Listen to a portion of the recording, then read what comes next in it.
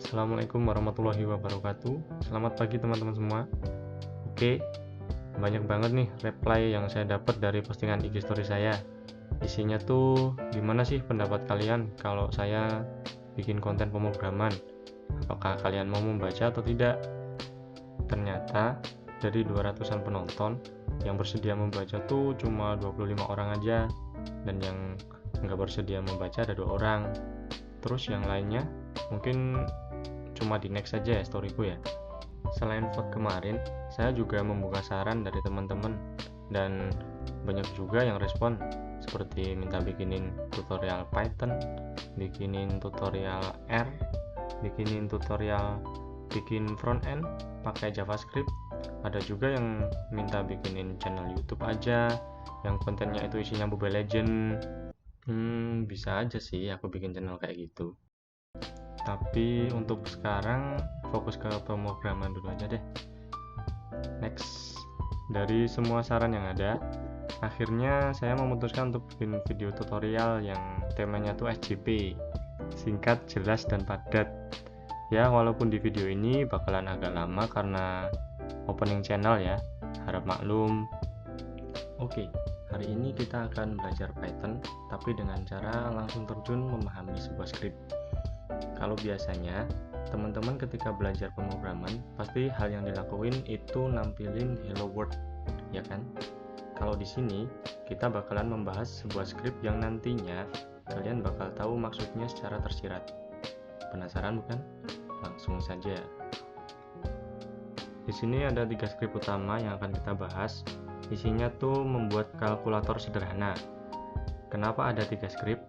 Karena kita akan belajar membuat satu tema dengan berbagai cara. Dan bahan yang perlu kalian persiapkan untuk mengikuti pembelajaran ini adalah 1. Text editor. Di sini aku pakai Visual Studio Code. Yang kedua, Python versi 3. Python versi 3 ini harus sudah terinstall di laptop kalian ya. Kita menuju script yang pertama. Di script pertama ini kita punya script yang bernama kalkulator. Nah, di sini sudah tersedia script yang ketika kita jalankan akan mengembalikan atau menampilkan hasil dari penjumlahan, pengurangan, perkalian, dan pembagian. Kita coba untuk menjalankan script yang pertama dengan memberikan komen berupa Python, kemudian diikuti dengan nama file dan ekstensinya.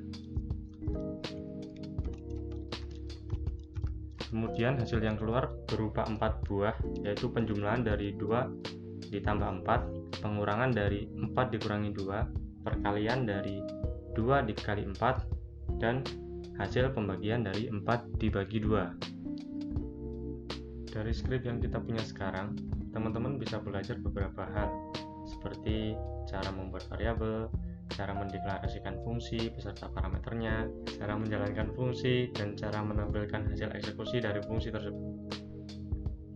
Selanjutnya kita akan bedah kode satu persatu agar teman-teman semua paham betul apa yang dimaksudkan dari kode kita ini. Yang pertama, kita akan belajar tentang cara pendeklarasian fungsi pada Python. Di sini Python menggunakan sintak def untuk mendeklarasikan fungsi.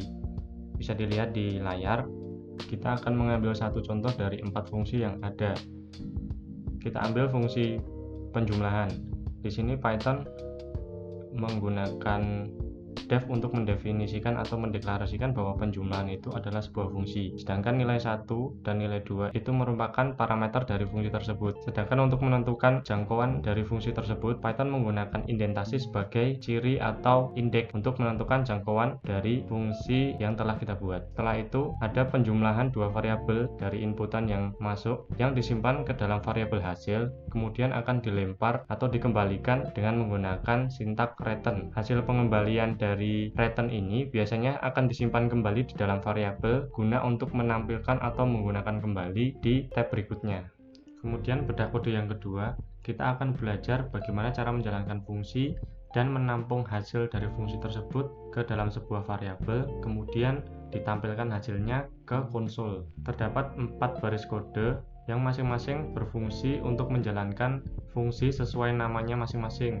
Misalkan ada variabel coba penjumlahan, variabel tersebut akan menampung fungsi atau hasil dari kode yang menjalankan fungsi penjumlahan dengan memberikan parameter pertama atau nilai 1 yang tadi sudah dibahas di tayangan sebelumnya, yaitu dengan nilai 2, dan parameter yang kedua dengan nilai 4. Variabel coba penjumlahan akan mendapatkan hasil dari perintah atau syntax return yang dibahas di tayangan sebelumnya. Kemudian untuk variabel-variabel selanjutnya akan berjalan dengan sama yang sudah dijelaskan tadi. Setelah semuanya selesai, baru akan di-print hasil dari operasi yang telah dijalankan dari beberapa fungsi yang juga dijalankan tadi. Mungkin cukup sekian untuk pembelajaran dari skrip pertama. Dan untuk pembelajaran selanjutnya, yaitu tentang kalkulator versi 2, akan dibahas di video selanjutnya. Silahkan bagi teman-teman yang memiliki pertanyaan tentang video ini atau pembelajaran ini, bisa disalurkan melalui komentar. Insya Allah dari pertanyaan tersebut akan dibikinkan video lagi untuk menjawab pertanyaan dari teman-teman semua. Terima kasih sudah belajar di channel saya. Jangan lupa like dan subscribe. See you.